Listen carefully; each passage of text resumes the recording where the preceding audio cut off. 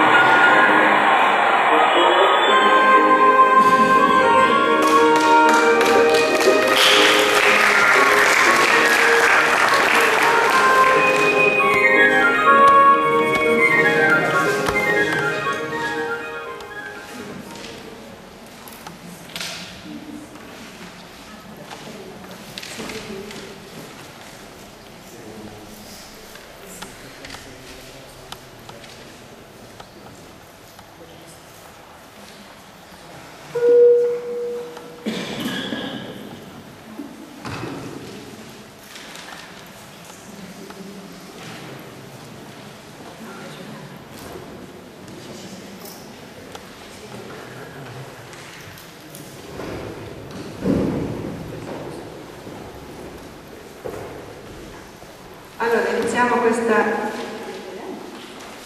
sessione del pomeriggio. Io ringrazio molto per l'invito a questo convegno internazionale di grande interesse, a mio avviso, quindi sarò curiosa e attenta anch'io di sentire le diverse relazioni. Ne avremo alcune in italiano, alcune in francese, peraltro scritte in inglese, quindi la possibilità è ampia di poter capire questa relazione, ma iniziamo subito e darei la parola a Giuliana Laschi, che farà un intervento sull'Europa allargata dalle sfide interne all'impatto esterno.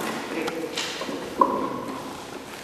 Grazie Francesca. Allora, come avevo già anticipato questa mattina, in realtà la mia sarà una relazione un po' di presentazione del lavoro del pomeriggio, perché sostanzialmente vorrei proporvi per il dibattito poi successivo, che mi auguro sia così acceso come quello di questa mattina, alcuni elementi che diciamo, io ho analizzato da un punto di vista storico, ma che credo che necessitino dell'apporto di altre discipline, quindi degli altri colleghi che sono qui stamani, oggi pomeriggio. Sostanzialmente i temi che vorrei approfondire oggi sono quelli che portano alla relazione verso l'esterno, cioè stamani abbiamo parlato dell'identità europea, cosa è l'Europa, se esiste un'identità, cosa la rappresenta, e diciamo era la sessione preparatoria per vedere come poi l'Unione Europea si propone all'esterno.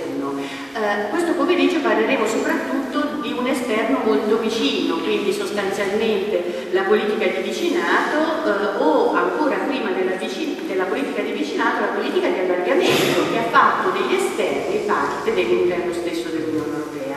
Domani mattina invece tratteremo proprio dei paesi terzi, quindi un altro modo ancora di guardare all'esterno. Però oggi vorremmo concentrarsi su questi aspetti. Quindi i due strumenti principali di queste relazioni con i vicini: l'allargamento, ripeto, che è stato per lunghissimi anni, fino ai nostri giorni, forse lo è ancora oggi, lo strumento principe delle relazioni esterne, perché riesce a trasformare appunto chi è esterno, chi è paese terzo, a paese interno che fa parte della comunità e poi dell'Unione, e la politica di vicinato perché sostanzialmente è quella politica che laddove l'Unione Europea ha raggiunto confini nuovi, si è molto allargata appunto con gli allargamenti del 2004-2007, ha tentato di trovare degli strumenti che le permettessero appunto delle relazioni il più possibile positive e creative con i nuovi vicini.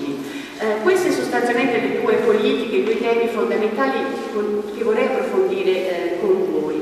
Oltre a questi però diciamo, mi rimane quest'area che ritengo assolutamente di grandissima rilevanza, che è quella dei Balcani, che non rientra propriamente in nessuna dei due temi precedenti, allargamento e vicinato, e che quindi diciamo, mi comunque crea delle domande che vorrei intanto aprire, perché poi magari così i colleghi che parleranno dopo di Balcani hanno già in mente cosa più o meno ci domandiamo comunque in generale. Allora, per quanto riguarda l'allargamento, in sostanza pochi storici hanno lavorato su questo tema, però sostanzialmente il risultato della gran parte dei lavori della storiografia più recente porta a dire che appunto lo strumento dell'allargamento è sicuramente uno degli strumenti più innovativi e più fortunati di tutto il processo di integrazione europea. La cosa fondamentale da ricordare è che l'allargamento è presente nel Trattato di Roma. Allora, quando oggi tentiamo di definire cos'è l'Europa, non soltanto da un punto di vista identitario, ma anche da un punto di vista geopolitico, forse comunque diciamo, operiamo delle cesure, dei tagli, delle ridefinizioni che non esistevano nel 1957. Ho a lungo guardato le carte, soprattutto del Parlamento europeo, che sono le più belle da questo punto di vista, dell'Assemblea parlamentare naturalmente in quel periodo, ma anche le carte della Commissione quando parlava delle prime associazioni, delle prime relazioni verso l'esterno. Ecco, in tutti questi documenti, in tutti, fossero essi espressione della maggioranza o della minoranza del Parlamento europeo, maggioranza o minoranza politica del Consiglio, eccetera, in tutti questi documenti si parla dell'Europa come di un'Europa geografica, cioè la piccola Europa che nasce a sé, io dico sempre, non si immagina piccola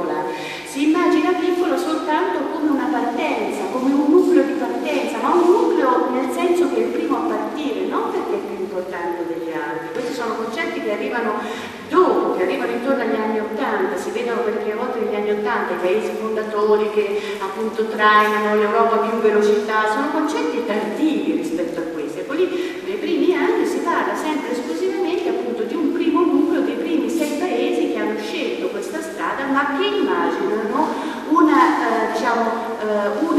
allargata a quella che è l'Europa politica, naturalmente con una difficoltà legata al 1957, degli anni 60, che è quella della guerra fredda, per cui si parla in termini generali di un'Europa geografica premettendo una difficoltà politica insormontabile che è quella della cortina di ferro.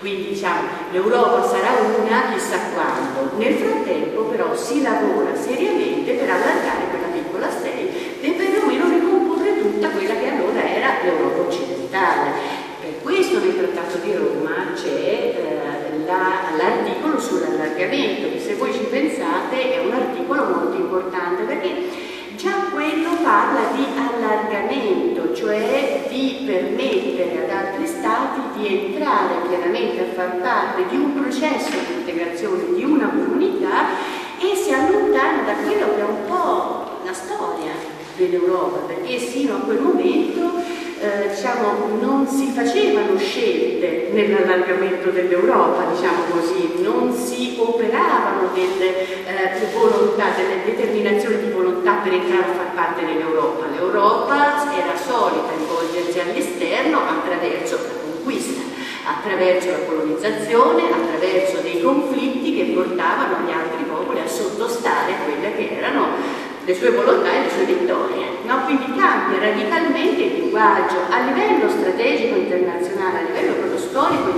politico internazionale. Questo è un cambiamento straordinario che soltanto 10 anni dopo il conflitto, la seconda guerra mondiale, diciamo in un momento in cui c'è ancora un'Europa imperialista, perché la Francia ha le sue colonie e in quegli anni sta combattendo delle guerre drammatiche nel tentativo di salvarle, soprattutto alcune, sul pensato all'Algeria, ecco, nello stesso momento si immagina uno strumento che invece è uno strumento di relazioni internazionali altamente democratico che prevede, diciamo, una condivisione piena, non è un'annessione, ma prevede una condivisione piena di quello che appunto si andrà a fare in questa nuova comunità. Quindi diciamo l'allargamento viene pensato fino da subito, ritorniamo anche al discorso di questa mattina delle scelte, no, che esistono nei trattati della comunità e poi dell'Unione, la comunità, il Trattato di Roma sceglie un articolo, sceglie una modalità di allargamento che presuppone un sistema internazionale nuovo, che abbandona il sistema diplomatico classico, perché si passa da quello che è il trattato, che pur fa parte, no, della diplomazia classica, a qualcosa di diverso. C'è un passo successivo, c'è una comunità alla quale si delega parte della propria sovranità, nella quale si entra perché si condividono alcuni elementi, diciamo, è previsto che dal momento in cui si entra si sia come gli altri. Questo è l'altro tema fondamentale e importantissimo secondo me, perché non esiste neanche all'interno della comunità una sorta di scala che è data dall'anzianità,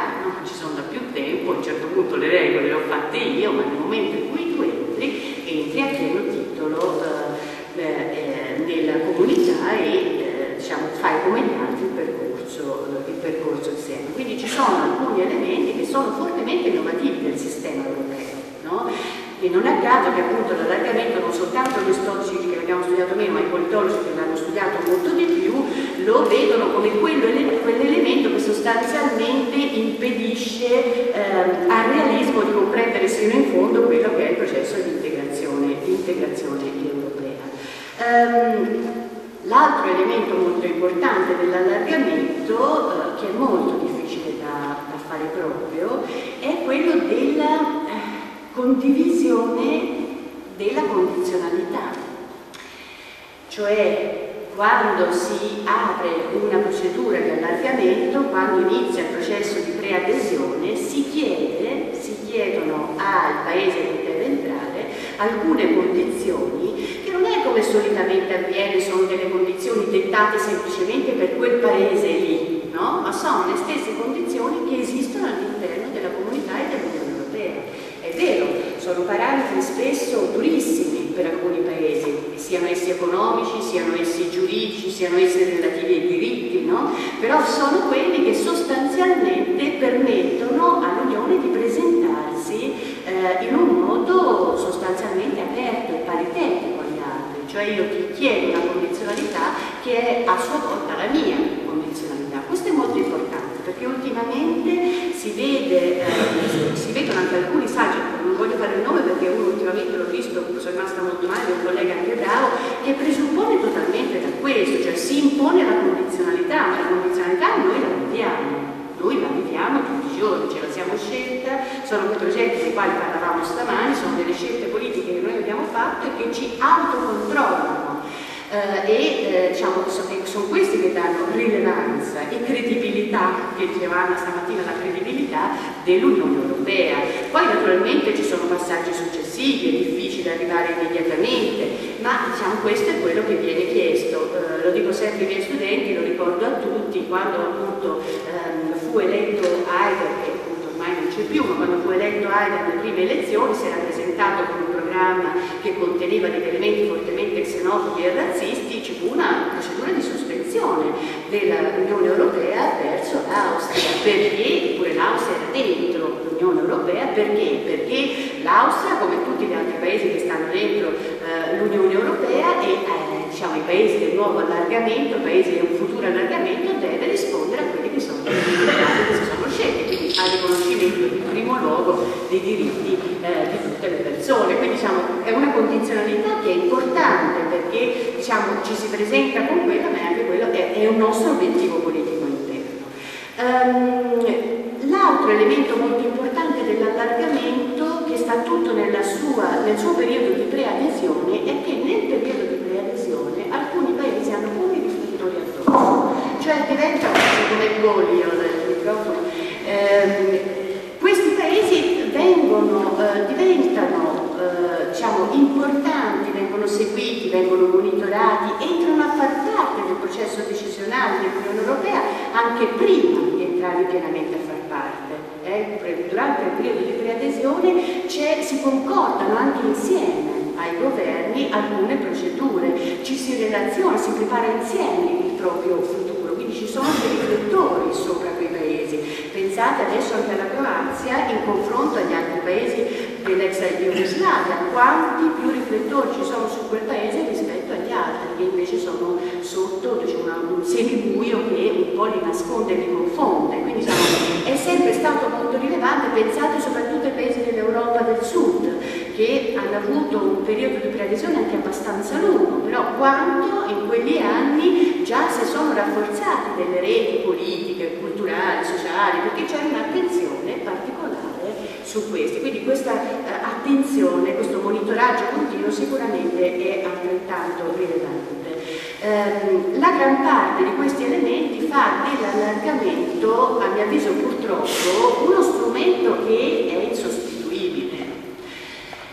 Il problema che abbiamo noi oggi, poi andiamo a parlare del vicinato, lo vediamo meglio, il problema che abbiamo noi oggi nelle relazioni con i nostri vicini è quello. Quando noi parlavamo di allargamento ai nostri vicini, era un presentare un qualcosa che avrebbe portato a una condivisione stretta, cioè le difficoltà che c'erano sempre state nell'Europa nel relazionarsi con gli altri si abbattevano perché immediatamente appunto gli altri diventano noi e quindi c'è una relazione strettissima, c'è un processo da fare per diventare alla fine un'unica unione.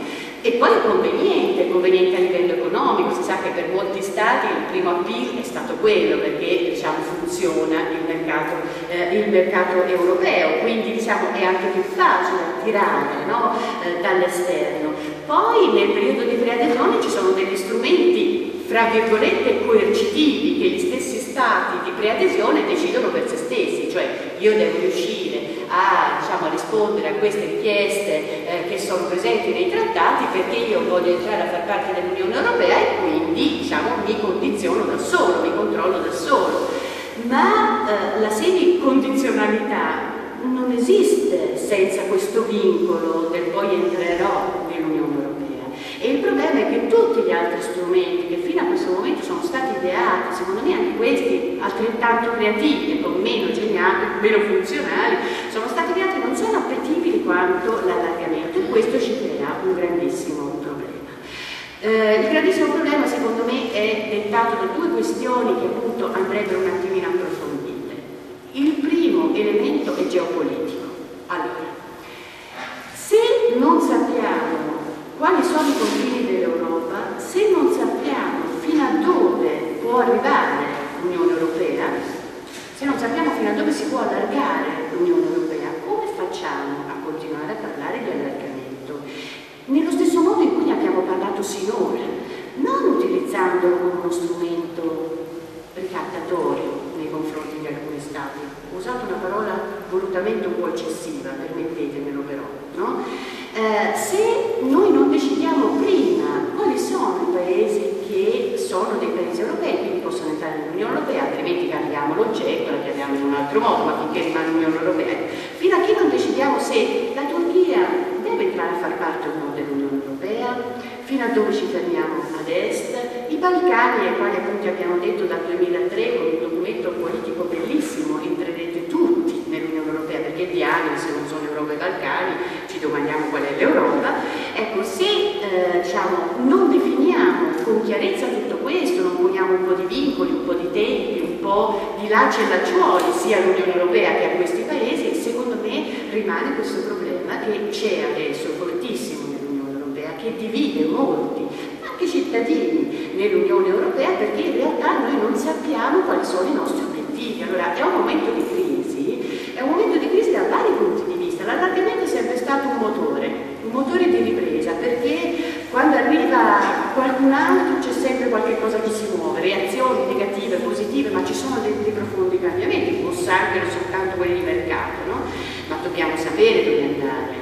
Quando per esempio scriviamo un nuovo trattato, quando per esempio diciamo, bocciamo la Costituzione, dobbiamo anche sapere, no? Quali sono i nostri principi, i nostri obiettivi, dove vogliamo andare, perché altrimenti è molto difficile immaginare una costruzione così, senza vedere poi chi farà parte, no? Dell'Unione stessa. Quindi diciamo, questo secondo me è il geopolitico, è un aspetto molto rilevante e molto importante. L'altro aspetto che invece vorrei approfondire in modo direi scientifico-razionale qui con voi è quello invece dell'ultimo grande allargamento 2004-2007. Abbiamo iniziato durante il buffet a parlarne un po' con alcuni amici.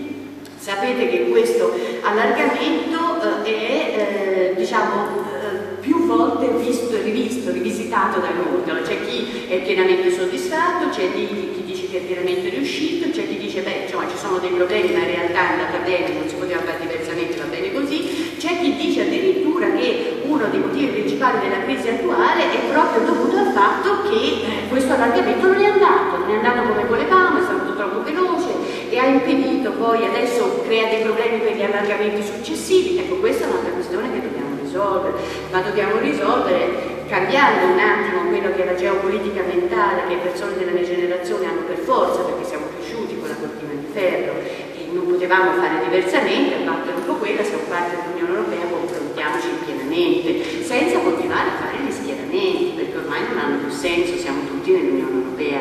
Secondo me dobbiamo sciogliere questo nodo, perché se ci sono, questo più a livello quasi politologico naturalmente che storico, ma la storia aiuta nella prospettiva degli allargamenti moltissimo, se non si scioglie questo nodo non capiamo neanche qui dove vogliamo andare. Detto questo sull'allargamento, che è il tema che comunque mi interessa di più, sul quale ho lavorato di più, due parole velocissime sul vicinato.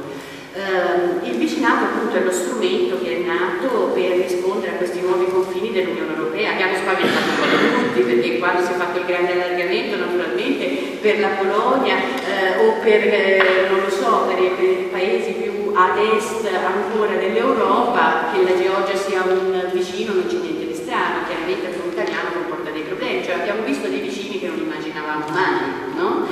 E diciamo, se questo è a livello quotidiano, cioè lo vediamo quando facciamo dei incontri con la cittadinanza naturalmente, perché c'è una difficoltà di definizione di quella che è la carta geografica. È bellissimo parlare di Europa in Italia, farlo in Finlandia, farlo in Germania, perché dov'è Dori? Sono 1000 Europe quelle che incontriamo, anche la definizione geopolitica che ognuno di noi ha è molto diversa, per fortuna direi io, ma insomma Allora, abbiamo costruito questo vicinato per confrontarsi e per parlare con l'esterno. Sapete che nel vicinato entrano alcuni paesi ad est, no, dei confini europei, e entrano i paesi del nord Africa, sostanzialmente del Mediterraneo. La politica di vicinato non funziona.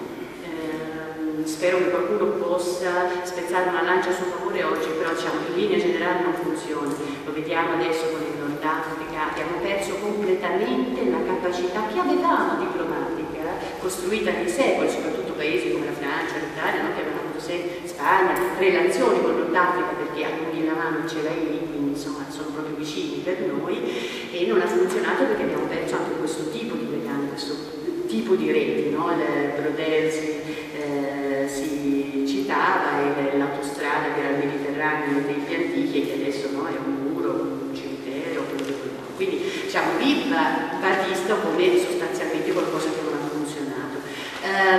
Diciamo, visto in prospettiva storica non poteva che non funzionare, perché abbiamo messo insieme il Nord Africa e alcuni paesi dell'est d'Europa, insomma, che non hanno molto in comune tra loro, ma non soltanto tra loro, ma neanche negli obiettivi fondamentali che ha l'Unione verso di loro. La politica di vicinato secondo me non funziona fondamentalmente perché è una politica che parla a aree troppo diverse, pretende di farlo attraverso gli stessi strumenti, pretende di farlo nello stesso modo e soprattutto, contrariamente all'allargamento, è una politica che guarda a sé, cioè l'Unione Europea ha creato una politica di vicinato per una questione di sicurezza. Si apre una nuova fascia di vicini, dobbiamo creare una sorta di cuscinetto che ci salvaguardi in qualche modo, che ci garantisca la sicurezza. Non abbiamo proposto agli altri una condivisione di qualcosa, abbiamo adoperato lo strumento che spesso adoperiamo, che è quello dell'appeal economico, però anche lì in una forma che è una forma vecchia, non è più la forma forte dell'Unione Europea di relazione stretta, è la vecchia forma dell'accordo bilaterale. Noi abbiamo una politica di vicinato che è una politica unica, però poi in realtà abbiamo degli accordi bilaterali tra Stati sostanzialmente, un'unione di Stati e i singoli Stati. Questi credo che siano sostanzialmente appunto i problemi maggiori che ci sono nella politica di vicinato. Accanto a queste due aree, con le quali invece bisognerebbe avere dei rapporti di vicinato importanti e dovremmo trovare degli strumenti che, se non sono l'allargamento, in questo caso non sono l'allargamento, devono essere qualcosa di più reciproco sicuramente, allora rimane invece quell'area che dicevo prima, che è l'area dei Balcani, sulla quale appunto io mi trovo a riflettere molto spesso e non trovo alcuna soddisfazione, perché lì a parte la Slovenia che è entrata col primo allargamento eccetera, appunto c'è ora l'entrata della Croazia, ma ci sono dei paesi che danno per scontato che entreranno nell'Unione Europea, perché è scritto sui documenti politici dell'Unione Europea con forza, e che in questo momento però stanno lì, sono lontani da un processo di preadesione, spesso anche come risultati, no? Oggettivi raggiunti. E quindi lì secondo me bisogna ragionare, perché fallire un'altra volta sui Balcani per noi è stato pesantissimo. Primo fallimento, prima di tutto è stato pesantissimo per quello che è successo nell'ex Jugoslavia, non stiamo pensando soltanto a noi naturalmente, però quello è stato un fallimento che ha pesato profondamente sugli anni successivi, sul futuro per esempio della politica estera di sicurezza, che era appena nata e che proprio ha sbagliato tutto, no? In quella guerra. E quindi secondo me sbagliare nuovamente sui Balcani può essere un rischio grosso per la tenuta delle relazioni esterne, della politica estera dell'Unione Europea. Quindi vista che semplicemente in modo egoistico occorre in qualche modo pensare in qualche modo a risolvere. Chiudo sottoponendovi un po' un altro problema. Oggi faccio più sottoporre problemi, i seminari servono anche a questo.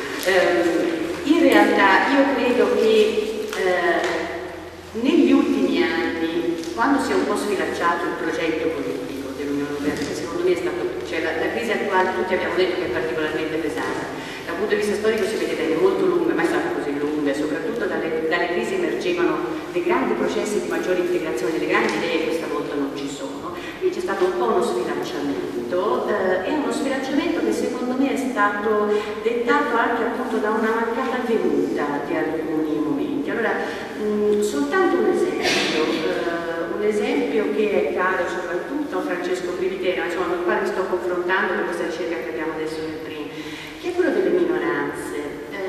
Con l'ultimo allargamento, mettendo 2004-2007 insieme, insomma, noi abbiamo fatto delle eccezioni in alcuni casi che hanno sollevato dei problemi enormi, che non hanno risolto quelli esterni dei paesi che poi sono entrati. Con questo allargamento noi abbiamo fatto delle eccezioni senza spiegarle politicamente, delle eccezioni alla condizionalità che secondo me hanno avuto un peso fortemente negativo su di noi. E la recrudescenza delle minoranze politiche che poi è venuta fuori, la immediata reazione per esempio nel Parlamento europeo dei partiti diversamente europeisti, come diceva Andrea questa mattina, in seguito per esempio all'entrata di alcuni paesi nell'Unione Europea che non rispettavano pienamente, tuttora non rispettano pienamente i diritti delle minoranze, ha fatto riesplodere diciamo, alcune tensioni, soprattutto in Spagna, alle quali il governo non risponde, non può rispondere, quindi non risponde neanche alle altre europee, si sono create delle tensioni. Io credo che nella politica esterna, se quei principi devono valere, quei principi che ci dicevamo questa mattina, dobbiamo rimanere saldi sulla questione della condizionalità, prima di tutto interna e poi esterna, perché le eccezioni possono creare dei grossi problemi insieme a tutti gli altri che insomma ho cercato di delineare. Però come vedete appunto sono più le domande, sono più i temi aperti che io pongo che le soluzioni, che per fortuna gli storici non propongono mai modelli, ma diciamo, tentano di rispondere a alcune domande del passato e fanno delle domande su quello che riguarda il presente e il futuro, quindi a voi filosofi, politologi, di dare delle risposte. Grazie.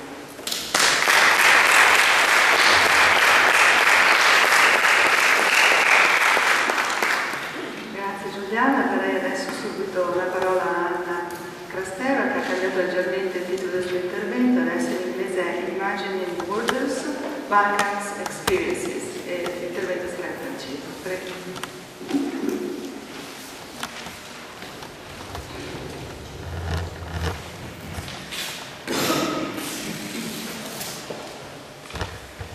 Le monde est grand et le sauvetage guette de partout.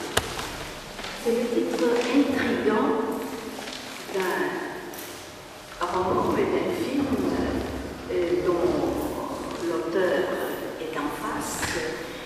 Et je commence par ce titre parce que nous sommes en face d'une vie et d'une œuvre qui sont intégralement traversées par les frontières.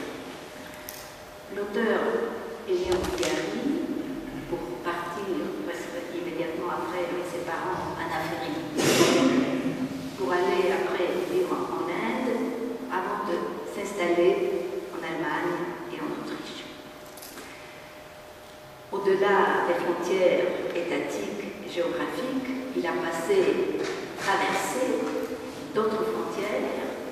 Sa langue natale est le bulgare, il a choisi comme langue d'expression, de création, l'allemand. Il est né dans une famille orthodoxe, il a choisi de se convertir à l'islam. L'œuvre est aussi marquée par les frontières. Le film et le roman commencent par un accident. Le personnage central, le jeune garçon que vous voyez, perd sa mémoire. Il perd sa famille dans l'accident et il se retrouve sans mémoire, sans passé, évidemment sans avenir, sans envie de vivre et sans capacité d'agir. Un grand-père apparaît de nulle part et le tire de cette apathie, l'emmène dans un voyage exotique, vous voyez, le moyen de transport sur les pas de ses parents. Donc, pour comprendre les pas de ses parents, sa famille a vécu dans le passé post-communiste et à un moment, le père, un ingénieur promettant, très actif, qui ne cachait pas ses réserves à l'égard savoir est mis devant le défi ou bien se taire et commencer à collaborer au service secret ou bien être licencié.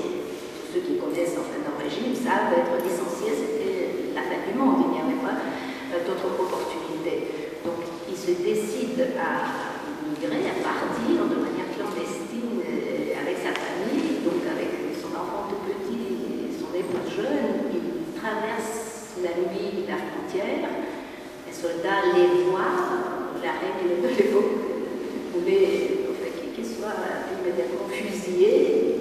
Il ne l'a pas fait, il a fait continuer de ne pas les voir. Ils ont pu traverser et ils ont entrepris un voyage, un long voyage pénible de réfugiés.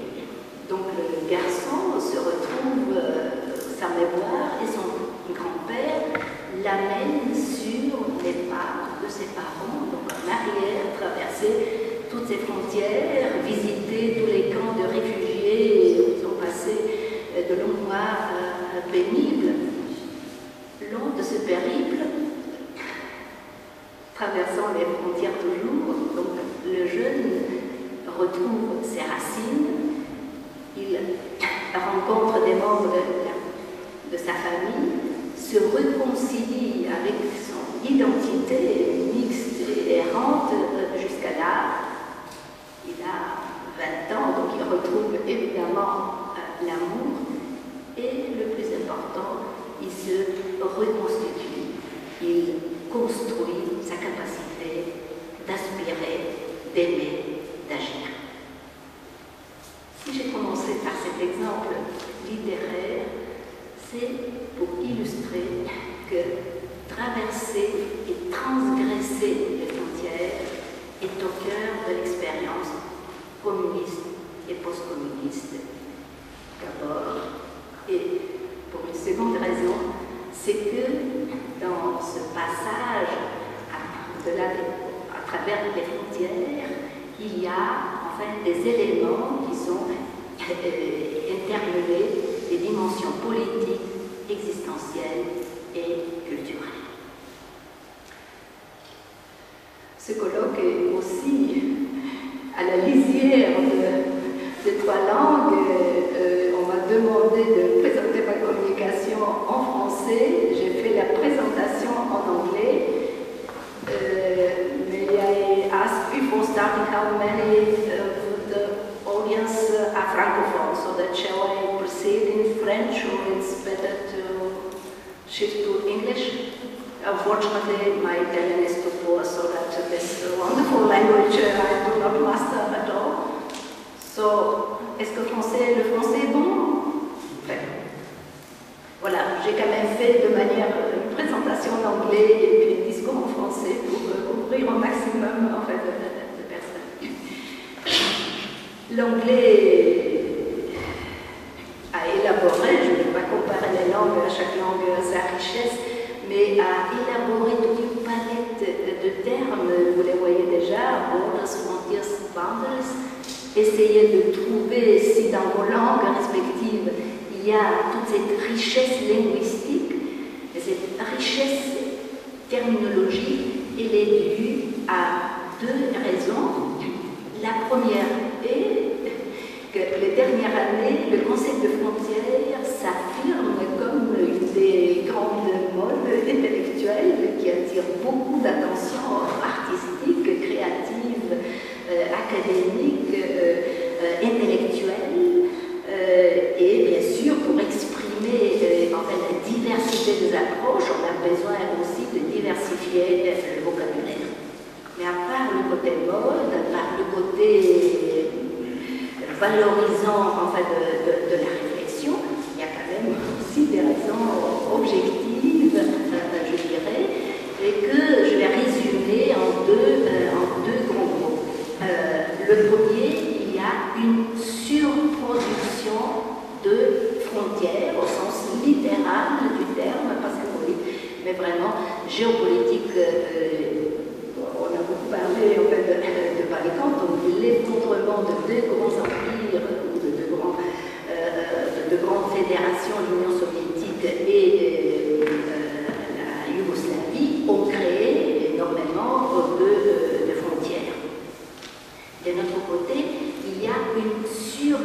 activités. Donc il y a énormément de politiques qui se développent sur les frontières, sur l'aménagement, la gouvernance des territoires, mais concrètement la gouvernance des frontières. Cette suractivité, je vais la présenter, je vais la résumer en deux couples. Chacun de ces couples montre deux tendances opposées. En sciences sociales, très souvent, deux interprétations, mais aussi deux tendances opposées, mais également importantes, également significatives.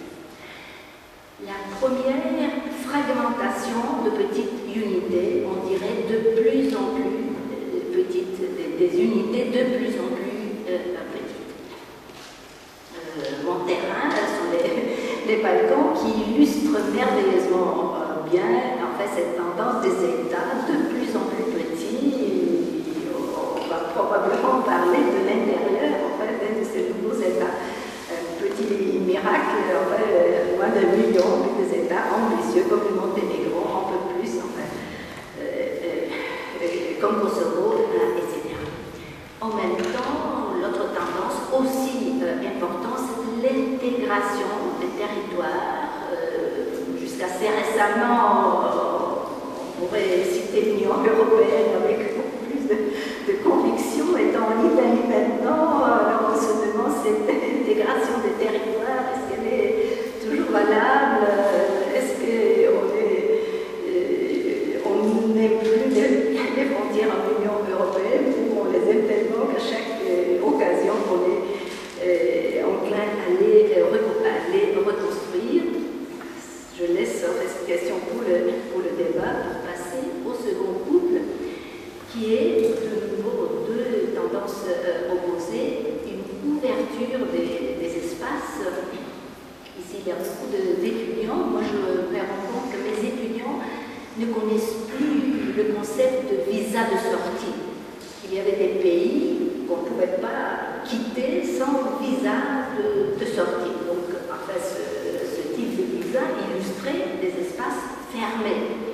Maintenant, de plus en plus de ces États s'ouvrent, et donc les exemples que j'ai donnés avaient tous enfin, ce type de visa de sortie. La Russie, enfin, toute l'Europe de l'Est, la Chine, qui a aboli la dernière parmi ces visas de sortie. En même temps, on voit des fermetures d'autres espaces, et ce qui se passe maintenant dans la région méditerranéenne illustre cette tendance. Où sont les Balkans par rapport à ces deux tendances opposées? Est-ce qu'on voit plutôt une ouverture? Oui, il y en a. Par exemple, il y a les pays balkaniques qui sont devenus déjà membres de l'Union européenne, donc profitent de mouvements sans visa, au moins pour une période déterminée.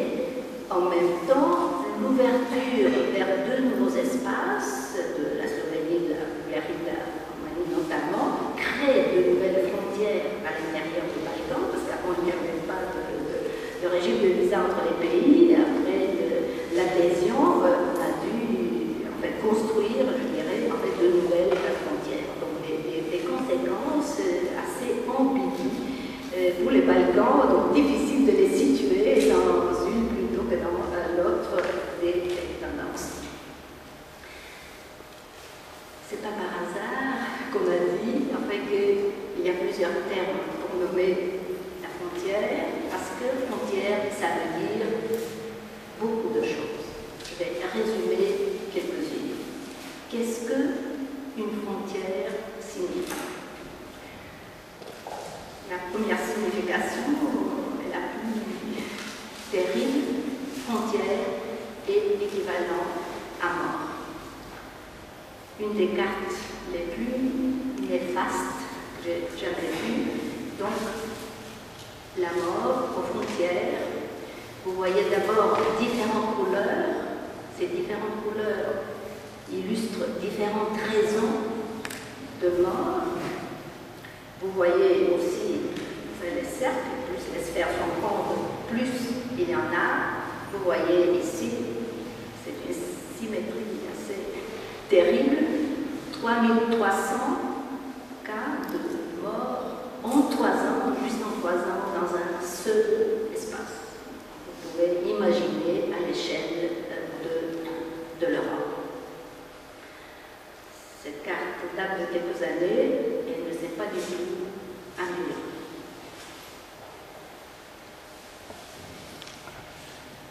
Frontières disent réfugiés et personnes immédiatement déplacées. Juste une des nombreuses cartes de guerre balkanique où les différentes flèches illustrent les différents mouvements et les différentes ethnies. Les Balkans sont une des régions les plus emblématiques par rapport en Europe, par rapport à cette production-surproduction de mouvements au-delà de frontières. Seulement en moins d'une décennie, 10 millions de 80 seulement dans les Balkans occidentaux. Et heureusement, donc, je finis avec les exemples terribles, mais les autres sont un peu moins. Les frontières veut dire aussi business, affaires. Ici, j'illustre par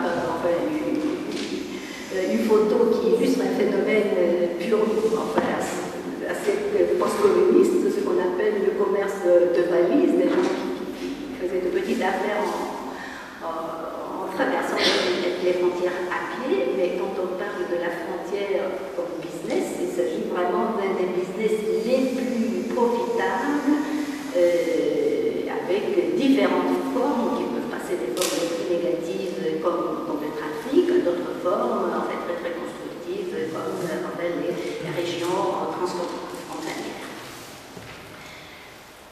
Frontière veut surtout et d'abord dire politique, à commencer par la philosophie politique. On a là d'éminents experts ici. Quand Foucault a écrit Surveillance and Punishment, il ne parlait pas de frontières au sens géopolitique, mais de ce contrôle omniprésent, d'une surveillance. Vous écoutez n'importe quel commissaire européen parler des frontières, la première, la dernière phrase, le slogan, c'est toujours le contrôle. Il doit commencer beaucoup avant les frontières, évidemment aux frontières elles-mêmes, dans le territoire. Demandez presque n'importe quel migrant des couleurs, il va vous dire combien de fois par semaine, parfois par jour, il est arrêté, on lui demande des documents juste parce qu'il a une couleur différente.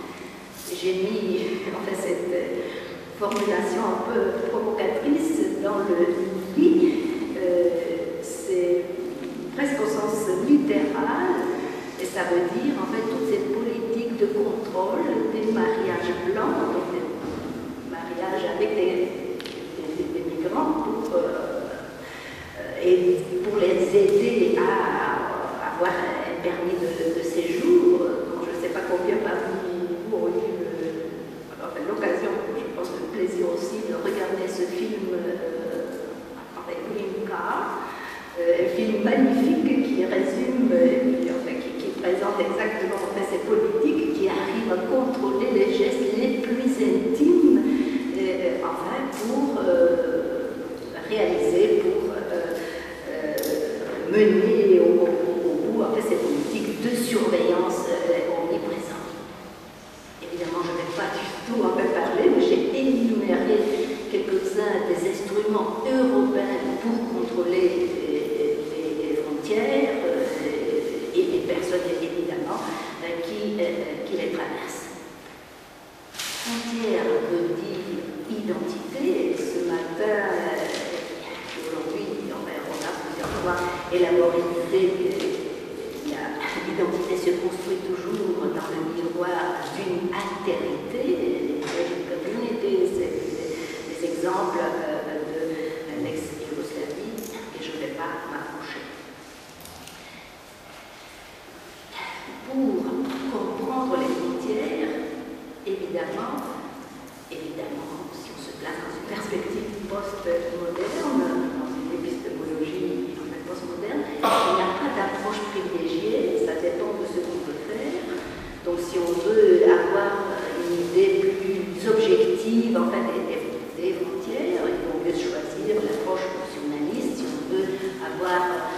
interprétation plus politiste, évidemment l'approche institutionnelle. Si on veut s'approcher à travers les individus qui traversent, qui pensent, qui construisent et reconstruisent des frontières, il vaut mieux choisir l'approche anthropocentrique. Parce que c'est encore c'est en face de moi que j'ai des préférences pour cette approche. Et si je résume cette diversité des approches dans deux paradigmes, dans deux perspectives épistémologiques, donc celle qui est positiviste met l'accent sur les caractéristiques objectives et le post-positivisme s'intéresse beaucoup plus à la manière dont les frontières sont perçues, sont vécues, sont redéfinies par les acteurs. Et c'est celle-là que je vais privilégier. J'ai 3 minutes pour vous entrer dans le vif de mon sujet, qui est exactement comment des jeunes, enfin les jeunes, ce n'est pas du tout représentatif ce que je vais montrer, des jeunes aujourd'hui, surtout des jeunes des Balkans, perçoivent et illustrent la manière dont ils comprennent les frontières. Donc ça s'appelle des cartes mentales. Je cite le nom d'une des chercheurs, qui est belge, des grands noms dans ce type de recherche.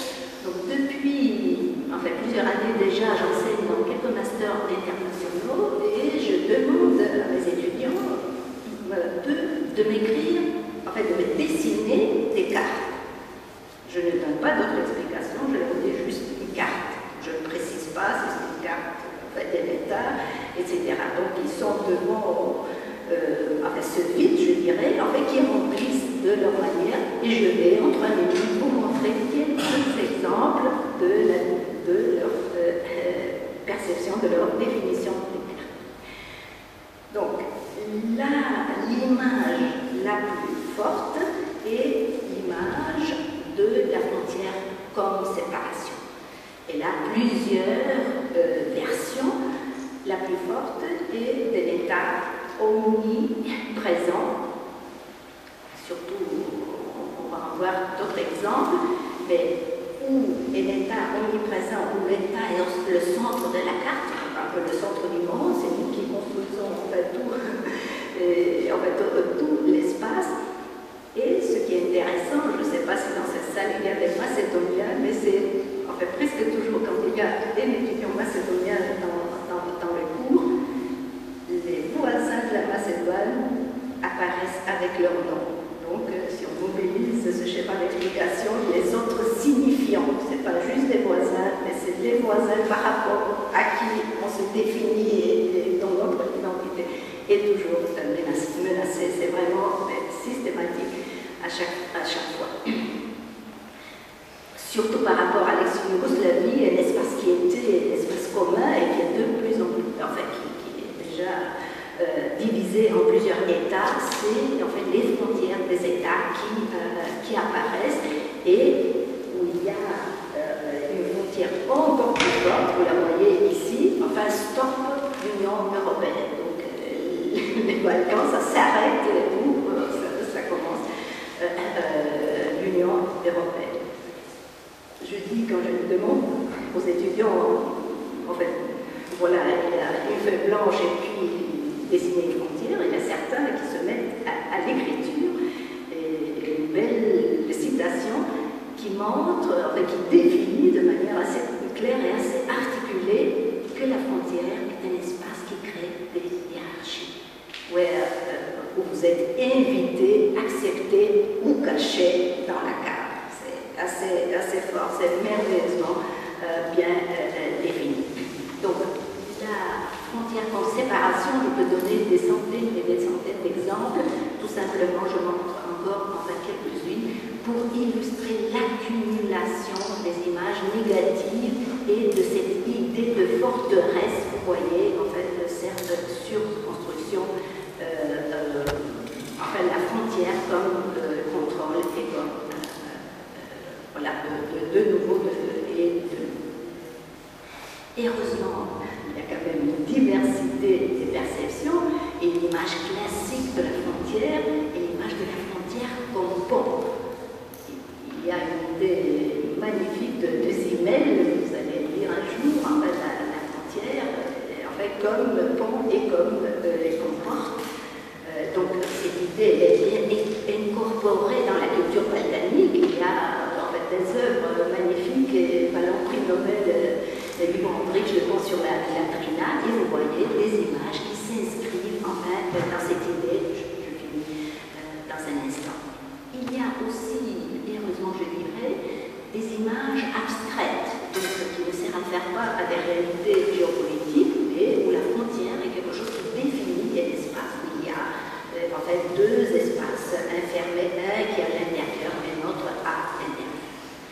Il y a aussi, ça commence à émerger, au début quand j'ai commencé à faire cette expérimentation, ça n'apparaissait presque pas, mais dernièrement, quand même, de temps en temps, l'idée de la frontière juste comme une ligne, donc l'image théorique comme ça, et enfin une frontière faible, parce que les frontières étatiques sont des frontières fortes. Et je conclue, je vais plutôt arrêter. Il y a aussi des idées en fait beaucoup plus riches qui mêlent, qui font des mix en fait d'idées différentes où les frontières peuvent être à la fois symboliques, frontières entre ethniques, ce qu'on dit les discours académiques, ethnic boundaries, qui sont des frontières symboliques et non visibles entre les différents groupes culturels, enfin mélangés avec des frontières étatiques, et vous voyez d'autres, en fait, qui sont vraiment des images symboliques.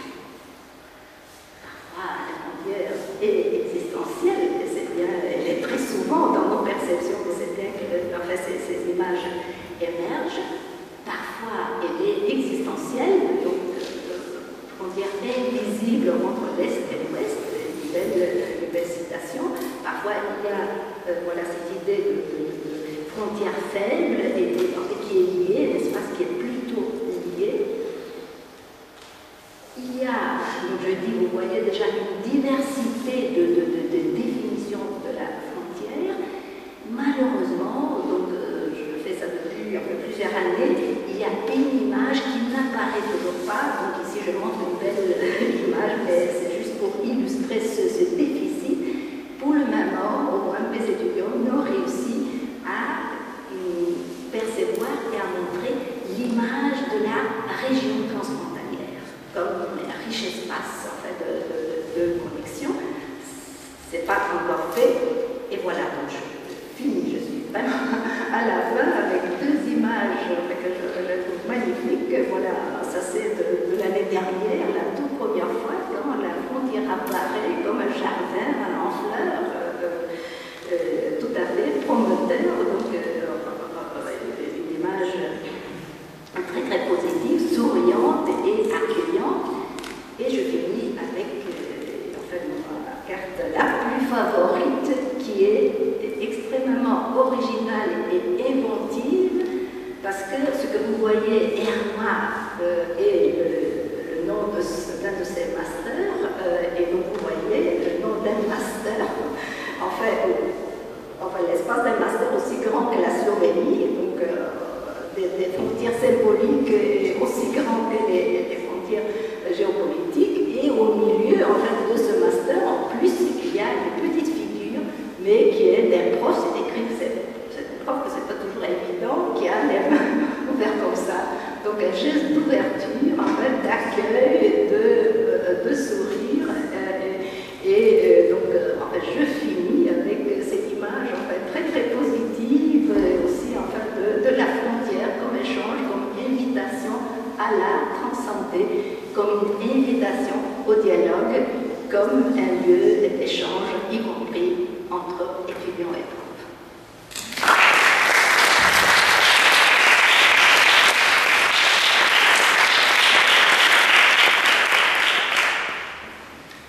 Grazie Anna Cristeva. Introduco adesso Janos Vandor che introdurrà paper in francese, no, in inglese, in English, sul partenariato orientale dell'Unione Europea, dimensione politica, economica e legale, il titolo in francese, sì, Thank you very much. It won't be easy to catch the attention of the audience after such a very interesting lecture with very impressive, expressive slides. Nevertheless, I try to feel myself at home. The rain is coming, so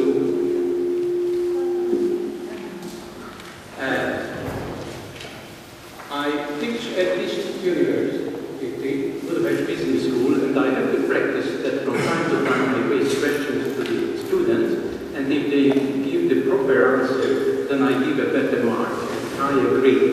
Do you mind if I raise one single question? Is there anybody who knows the colors of the Hungarian flag?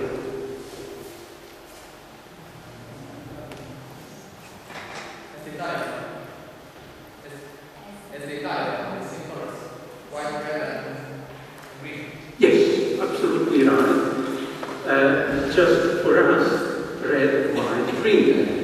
But when I looked at the short, immediately Hungary came to my mind because very often, sometimes, or quite frequently, the flags of Hungary has been put into the incorrect order, and green, white, red comes.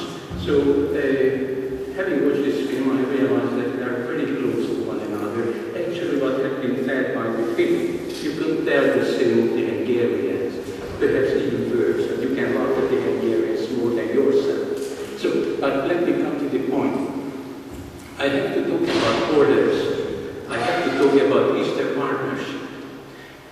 Look at the map. We have to talk about 6 countries. And there is a question mark, and the question mark relates to the revamping of Europe. What should we mean on revamping? Who will decide what's the border of Europe? Who will decide where to draw the final lines of our continent? Who will decide what countries can be incorporated into this continent? Who should be excluded from the continent? It seems to be a rather theoretical question, but at the same time it has very important, very direct consequences on the fate of our continent. If we exclude certain countries, probably they might turn against us. If we include some countries who do not really correspond to the values and the ideas shared by, let's put it in quotation marks, European countries, then perhaps we can take a much bigger burden on ourselves than we really like to. I don't want to go into details on the origin of Eastern Partnership, but I have to make one single comment. The birth of the neighborhood policy of the EU can be traced back to 2004, but afterwards, in 2008, the French president, Mr. Sarkozy, by the way, having some Hungarian origin, his father was Hungarian, but we pronounce his name Sarkozy, not Sarkozy.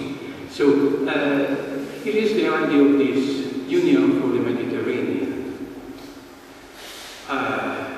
It deserves a special question and special analysis, but I won't go into details on that. And perhaps as a kind of response, in the same year, the Swedes and the Poles started to initiate another move to incorporate the eastern part of the continent, what they declare as part of the continent, into the attention of the European Union. And Sweden and Poland, they are not the strongest countries in the Union. Nevertheless, they managed to push forward this idea, and finally, this Eastern Partnership, the name of this partnership was accepted. You can see here the first strategy on Russia, but that goes back a very long way concerning the CFSP after Amsterdam, but I think it makes no sense to deal with that here, Mediterranean Eastern Partnership.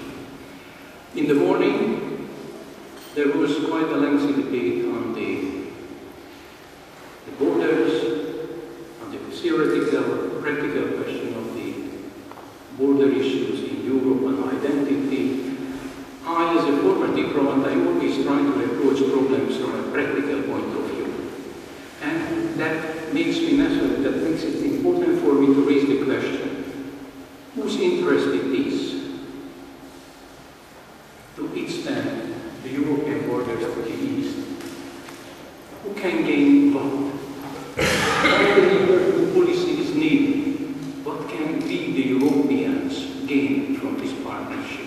I think it won't be a very easy answer to give that. What can we really gain? Let me go further and then I'll come back. Why should these countries who are concerned by Eastern Partnership welcome us in the region? What can they gain from us? And these are very sensitive issues because what can we give them? But naturally we can give them assistance. Naturally we can give them some financial assistance, we can give them some political assistance, but does it serve their interest? Especially if we don't forget that Russia is in the neighborhood. But first let me talk about our expectations. What do we expect to the east of Europe? Europe is a relatively big continent, but Europe is small enough. We just talked about it during the lunch break, that if you look at the map, at the globe, you can realize that Europe is too small in itself if we compare its strength, its size, its economic force with some outside actors. If we compare it to China, if we compare it to the United States, if we compare it to future India, then we can see that in a couple of decades, Europe will be left behind, very, very far left behind by these states. We know very well that China has already overtaken, or in the coming years will overtake the United States as for the general GDP value of the country. India is approaching China. Japan will survive this crisis, and I'm sure we'll catch up with the rest. And where is Europe? I mentioned that even the biggest European country, Germany, cannot be really compared to the others. So Europe really needs a space.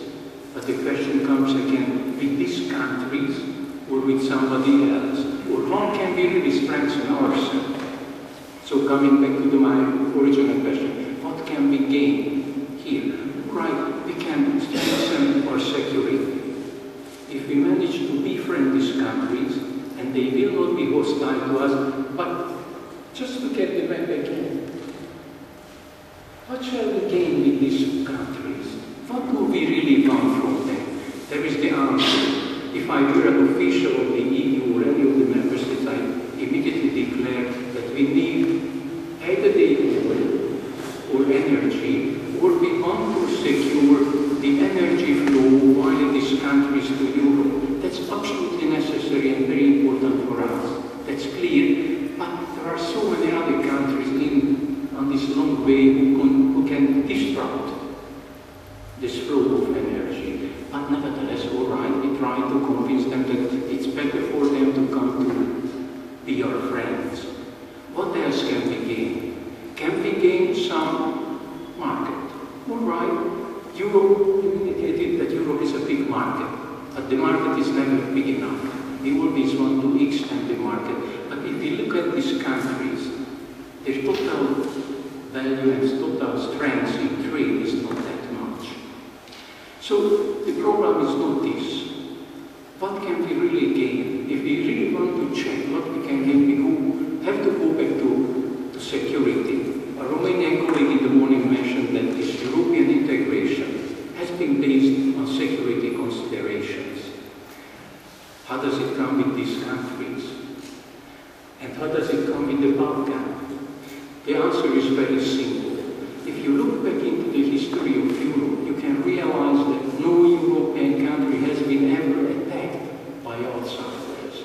And at the same actually no European country has turned into a negative way of development. No European country inside the Union has ever turned to the extreme.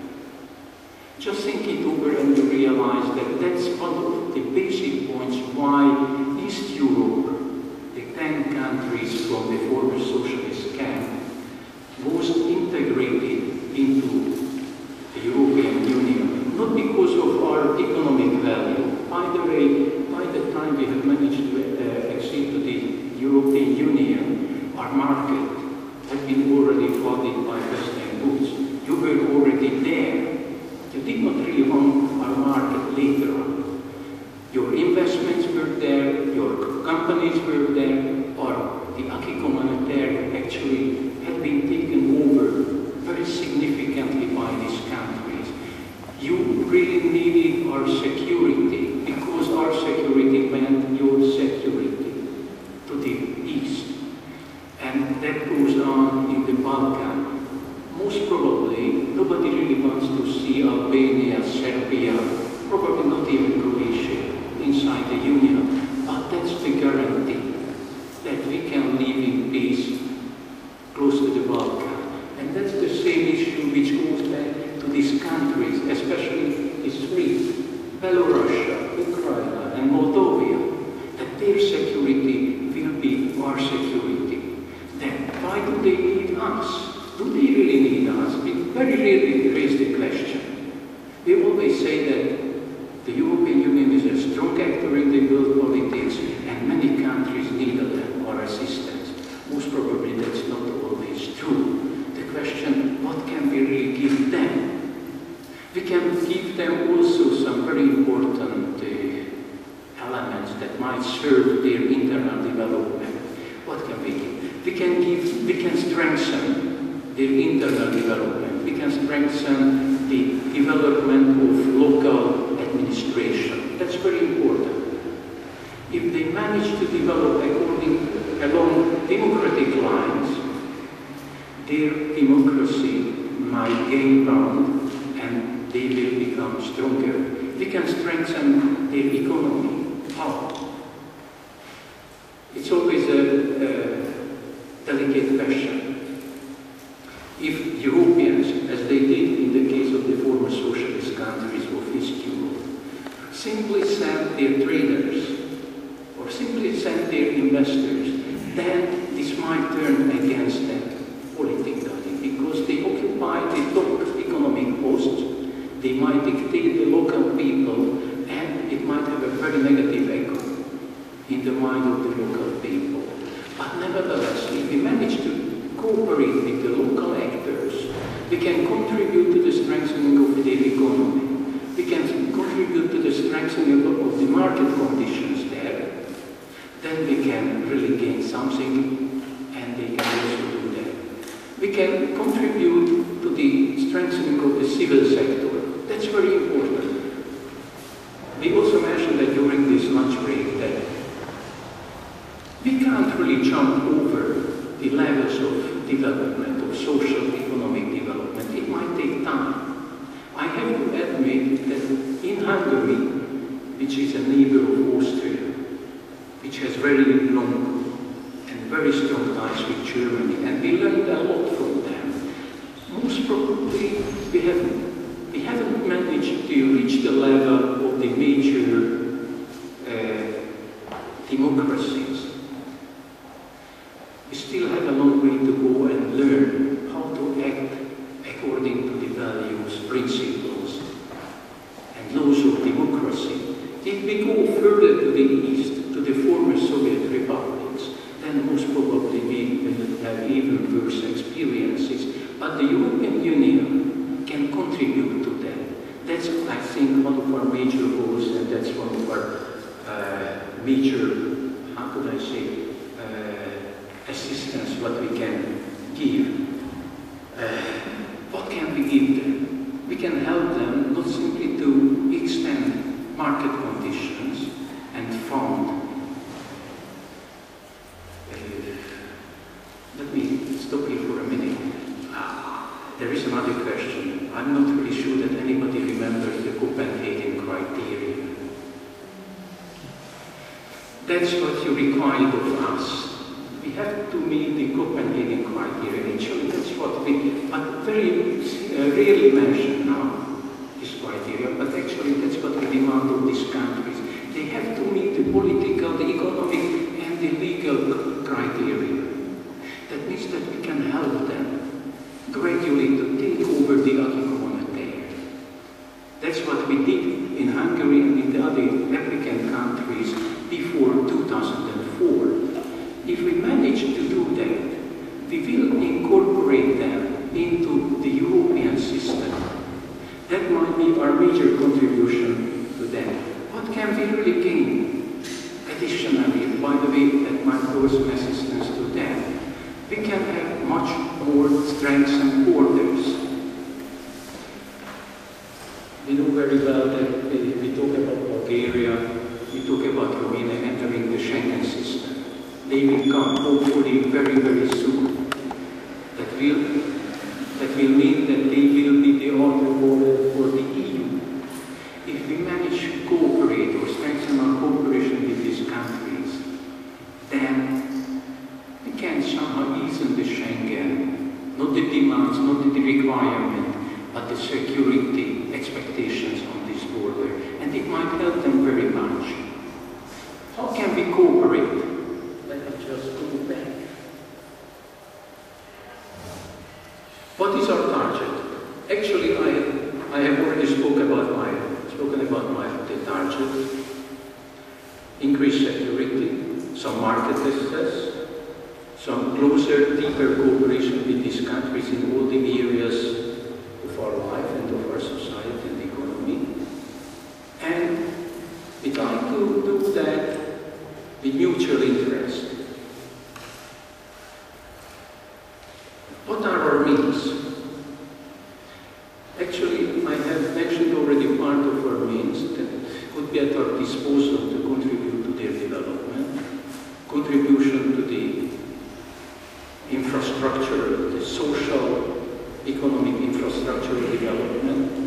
We can contribute to build up the civil society. We can contribute to strengthening the democratic values, the liberties. We can fight against undemocratic values, as it happens in the case of Belarus. Perhaps you don't know that in the framework or within the framework of Eastern Partnership, there was already a summit held in 2009 in Prague, and that was a big question: whom to invite from Belarus? Should we invite anybody from Belarus? Because we know very well that Belarus is not a democratic state, but part of the states. What should we do? It took several months, the political and diplomatic tug of war, and finally we managed to agree that the head of Belarus did not come. He sent somebody, a deputy premier, and it was acceptable for the Eastern Europe, for the European countries. But it showed that we can exert some influence on these countries. And later on, these Belarusian authorities carried out and introduced some more democratic laws. They haven't turned into democratic yet, but nevertheless, the pressure is on them, and they answer to this pressure. We can help them to strengthen their international relationship. Only one country, as far as I know, only Ukraine, has managed to join WTO, the World Trade Organization. That's very important for them. They can really join the World Economic and Trade Organization as equal partners. We can help them. Naturally, they have to take over the conditions. They have to meet the conditions to join WTO. We can also improve the rule of law and democracy. That's already what I mentioned, the civil society. How can we work with these countries? Our cooperation has been improving, that's a fact. But what can be offered? They demand more. They demand FTAs, free trade areas, which we are ready gradually to offer them. And there is another option. that they themselves can create an FTA of their own. By the way, if I can recall again the time when we were simply applicants to the EU, we were advised to create CEFTA, Central European Free Trade Area. Somehow similar events are going on in this part of the world. By the way, CEFTA didn't really work in our favor very well, but nevertheless we overcome them. We can assist the regular integration into the world economy, into the European economy. We can provide them experiences and with some limited funds for comprehensive reform processes. Actually, and it also bears interest and the kind of comparison that the Mediterranean Union countries, they receive some 12 billion euros till 2030. 46 countries, somehow 600 million euros were allocated. There is a huge imbalance, but I will come back to that later on. Legal harmonization.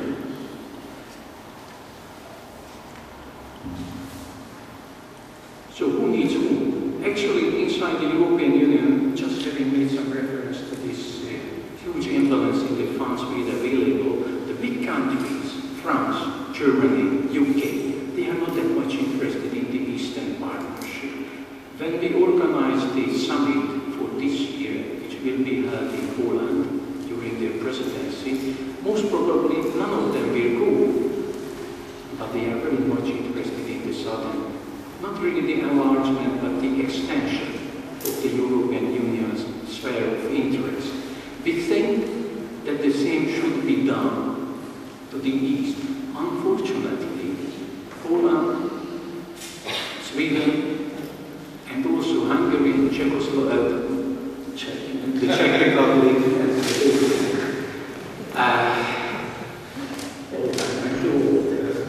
so we are very much interested, but we don't have the capabilities to do so, and we are very much afraid that at present Hungary makes the presidency. We will be followed by the Poles, and we together, if we do not manage to put on track this whole issue, most probably the others who will follow, they will take off either of the agenda or simply will push back. So it will remain a secondary issue. Just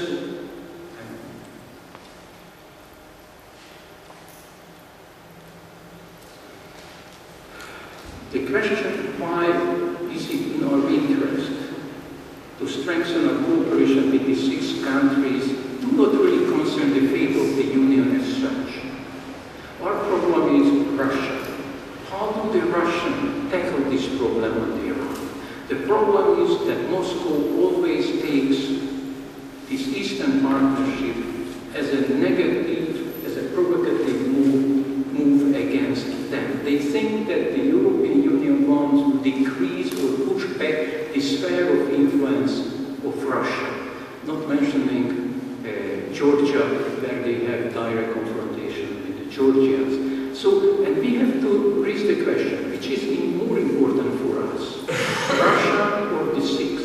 And I'm afraid that we can't really give the answer. The basic questions we have that deserve our attention. That's an open-ended process. Open-ended meaning that nobody knows what will be the end. Nobody offered the 6 countries full-scale membership, but nobody told them that you won't be entitled to enter the Union. That's where the border issue comes back. Where do we draw the line of Europe? Or will they be incorporated into this Europe of the European Union, or they will be excluded? If you look at the all-European international organization, like the Council of Europe, then you realize that they are there. Can we tell them that you are not Europeans? Then we will harm their feelings. Then we will harm their identity. That's a basic issue. The other issue is, what about the burden-carrying capacity of the European Union? Can the European Union offer to finance 6 additionally very poor countries from the East?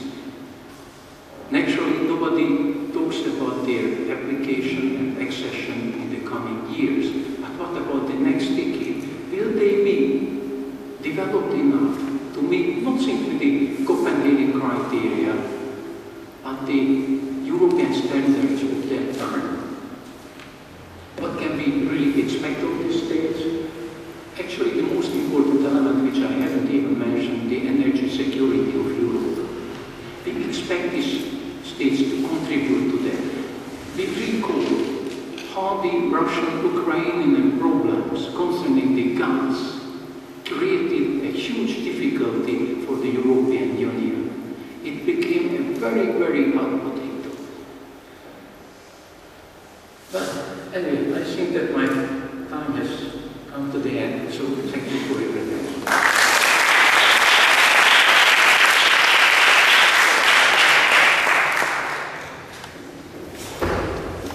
Grazie anche a questo interessante intervento. Adesso c'è la pausa caffè, ma vi pregherei di limitarla a 10 minuti, perché siamo un po' in ritardo.